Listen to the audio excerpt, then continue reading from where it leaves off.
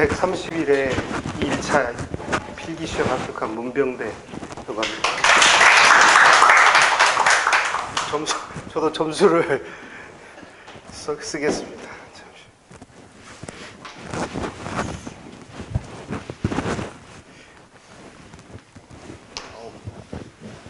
왜 이렇게 다 잘 쓰시는지.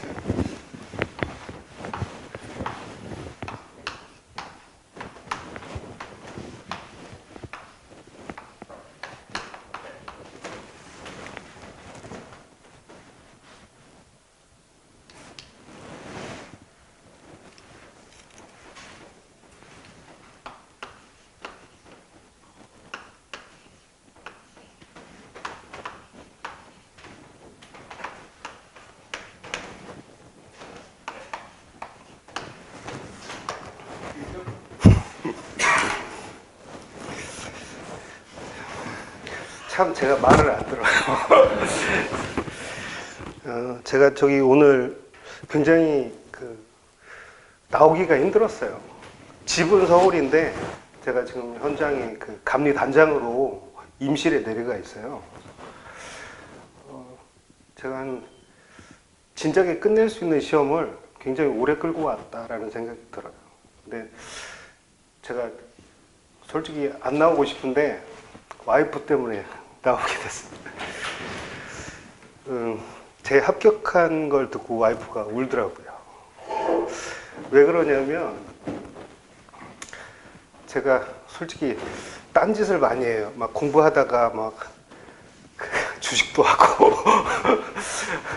뭐 다른 공부를 해요. 막 제가 좀 산만한가? 그런데 이제 또 일복은 또 많아요. 처음에 공부를 시작할 때 제가 영업을 하다가는 안 되겠다. 술 먹다 죽겠다 해가지고 기술직으로 보내달라 해가지고 부산 현장에 갔는데 그때가 시작하자 해놓고 여기 왔었는데 부산으로 가게 된 거예요. 그때 이제 줌으로 공부를 하고 그랬는데 참 그때 좀 느낀 거는 내가 하고 싶어서 할 수 있는 공부가 아니구나라는 게 그 현장에 사람들을 처음 만나서 이제 이렇게 전혀 모르는 사람들하고 일을 하는데 갈등이 너무 심한 거예요. 그리고 그 심한 거를 저도 이제 느끼게 되니까 사람 관계가 너무 이렇게 기피하게 되더라고요.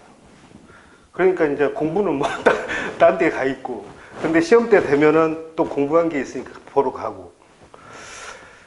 굉장히 힘들었고, 또 두 번째는 서울 현장에 와가지고 이제 또 공부를 다시 시작하게 됐죠. 근데 그때는 또 일이 너무 많아서 서울이고 집이 서울인데 집을 안 들어갔어요. 왜냐면은 공부는 해야 되겠고 일은 많은데 한 6시에 일이 끝나면 날을 샜어요. 아예 그냥 거기서 사무실에서 집에 들어가지 말고 공부를 하자. 그래가지고 다른 사람들 다 나갔는데 나가는 척하고 다시 들어와서 공부를 했어요.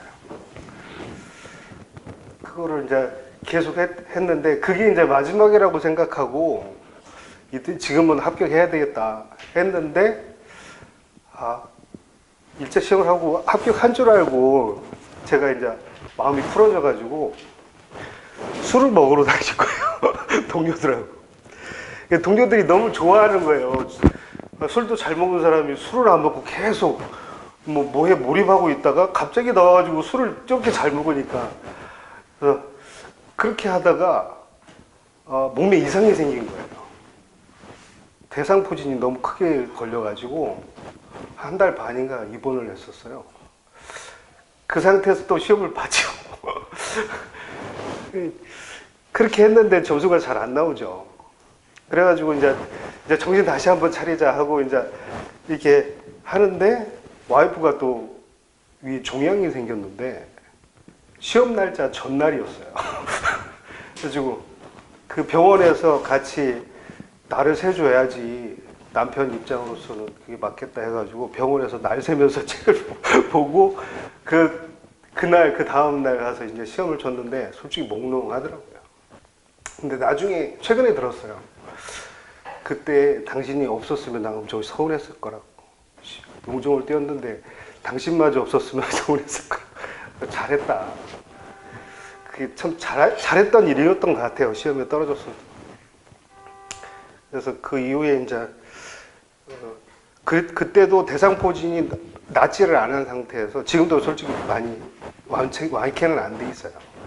근데 이제 사업 준비를 하면서 제가 이제 본사에서 제안서 쓰고 제가 이제 사업을 나가기 위한 단장으로서 나가기 위한 준비를 다 하고 이제 낙찰이 돼가지고 제가 이제 감리 단장으로 나갔는데 참 힘든 게 또 거기 나가 있다 보니 혼자 있는 게 좀 제가 좀 많이 어려웠나 봐요. 많이 의지를 와이프한테 많이 했는데 혼자서. 그러니까 이제 그때도 공부는 그래도 하는데 잠을 많이 자게 되더라고요. 그래서 어느 날부터는 안 되겠다. 그래가지고 끝나면은 밥을 안 먹고 그냥 도서관에 갔어요. 근데 도서관이 오래 안 했는데 9시면 끝나는 시간대였거든요. 무조건 앉아있자. 끝나면, 일 끝나면. 무조건 가서 앉아있자. 그래서 결론을 말씀드리면 이번 공부한 거하고 그 전에 공부한 차이점은 말씀드린 대로 완전히 바꿨어요. 360을 바꿨어요. 제가 굉장히 쓰기를 싫어했는데 서브노트를 좀 쓰기 시작했어요. 그리고 교수님이 언급해 준 내용들을 꼭 하자. 그리고 그걸 안 끝내면 잠을 안 자는 그런 상태가 또 된 거죠. 그렇게 공부를 하다 보니까 어느 정도는 좀 자신감이 생기고 그 전하고 또 틀린 게 공부는 굉장히 많이 했는데 너무 욕심을 내서 많이 쓰다 보니까 글자가 날아가는 거예요. 그래서 이번에는 내가 교수님 얘기해 주신 대로 욕심 갖지 말고 진짜 자신 있게 쓸 것들 딱 정리해서 그것만 쓰고 나올 수 있도록 하자 하고 정리를 하고 달라진 건 볼펜을 제일 처음에는 힘이 없으니까 이 눕혀서 썼던 거를 내가 죽어도 세워서 400분을 써보자. 세워서 400분을 쓴 시험이 이번이 처음이었던 거예요. 잘했다. 근데 이제 점수가 이렇게 나온 이유가 지금 서술이 제일 안 나왔지 않습니까? 교수님이 하지 말라는 짓을 했어요. 법이나 이런 것들을 잡았어요. 근데 저 나름대로 차별을 두자. 그래가지고 법을 잡았는데 점수가 이렇게 나온 거예요. 근데 저도 솔직히 떨어진 줄 알았어요. 근데 뭐 실정 보고 올리려고 막 차를 운전하고 가는데 카톡에서 그 9시에 딱 문 거예요. 설마. 근데 진짜 그게 나와가지고 너무 이게 진짠가?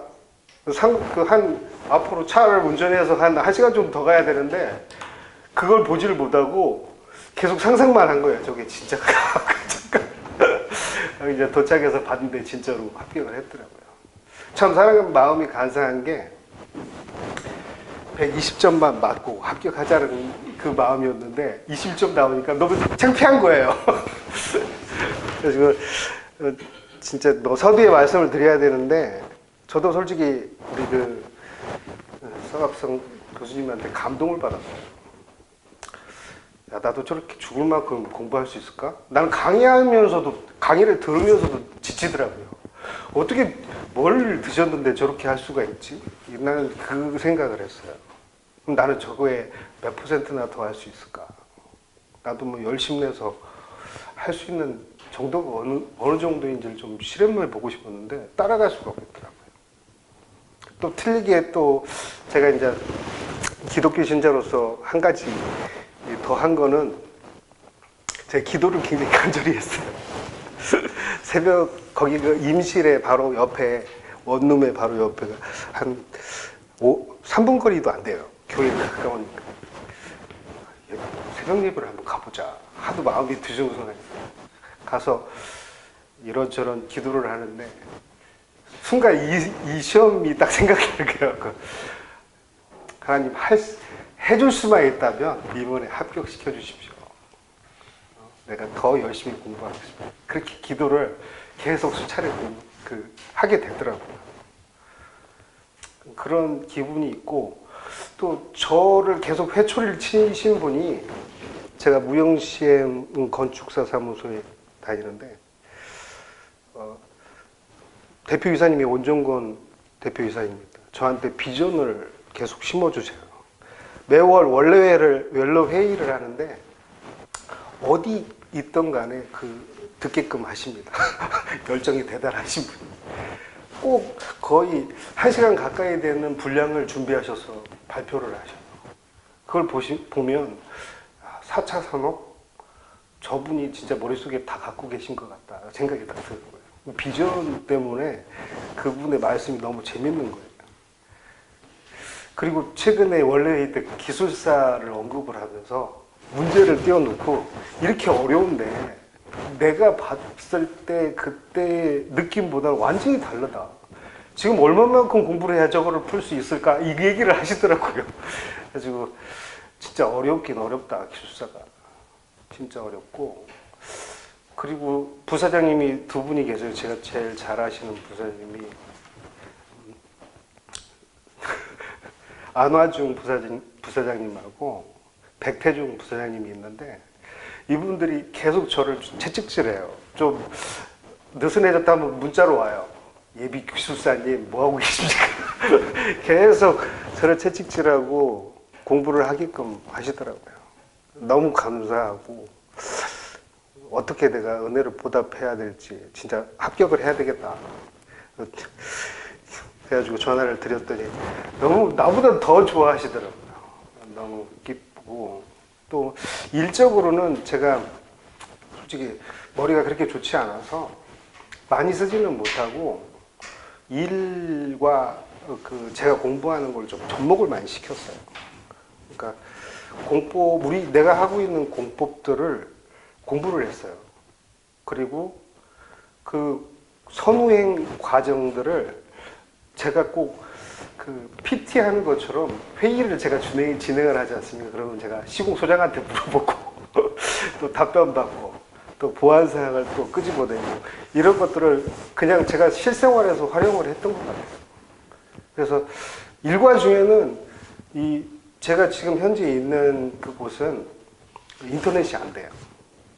그래가지고 인터넷을 전혀 살 수가 없으니까 내가 아침에 일어나가지고 적어놓은 거를 와가지고 거기에 대해 생각을 하는 거예요. 그리고 내 공법하고 맞는지 적용해서, 나도 모르는 걸 이 사람들이 또 알지 못할까 하고 질문해서 그걸 끄집어내는 거죠. 그걸 다시 정리하고. 그게 좀 재밌더라고요. 계속 반복하게 되고, 더군다나 더 필요성을 느낀 거는, 제가 이제 책임 단장으로 있는데, 제가 알지 못하고 내가 답을 내지 못하면 다른 사람도 내지 않을 거다. 그리고 낼 수도 없을 거다. 그 생각하고 내가 공부하는 직업을 갖고 있으니 공부를 안 하면 안 된다라는 의무감이 들어서, 정말 지금 이제 하시려고 하시는 분들은 뭐 돈이나 이런 것도 중요하지만, 내가 기술사로서 진짜 어떤 해답을 찾기 위한 노력들을 항상 해야 된다, 이 생각을 느꼈어요. 지금 뭐 아파트도 굉장히 이슈화되고 부실공사 굉장히 이슈화되지 않습니까? 저도 현장에 가서 그런 걸 느꼈어요. 근데 그거에 대해서 내가 어떤 65세 제 이제 사수였어요. 저한테 기술을 가르치는 사수였는데, 그분이 그런 거예요. 야, 감리단이 있는 이유가 뭐냐? 네가 있음으로 뭐 답을 거기 그 상태에서 답을 바로 줄 수 있는 건 아니지만, 혹시나 불시에 일어날 수 있는 것을 대비하기 위해서 너는 뭘 준비하고 있느냐 저한테 물어보더라고요. 너무 감사했어요. 진짜 내가 그 생각을 하고 내가 업무를 하고 있는지. 그래서 그걸 딱 들으니까 제가 공부를 안 할 수가 없게 되더라고요. 그러니까 목적을 그렇게 가지시면은 진정한 기술사가 되지 않을까. 또 아직 기술사가 아니지만은 정말 더 많이 공부하려고 애를 쓰겠습니다. 들어주셔서 감사합니다.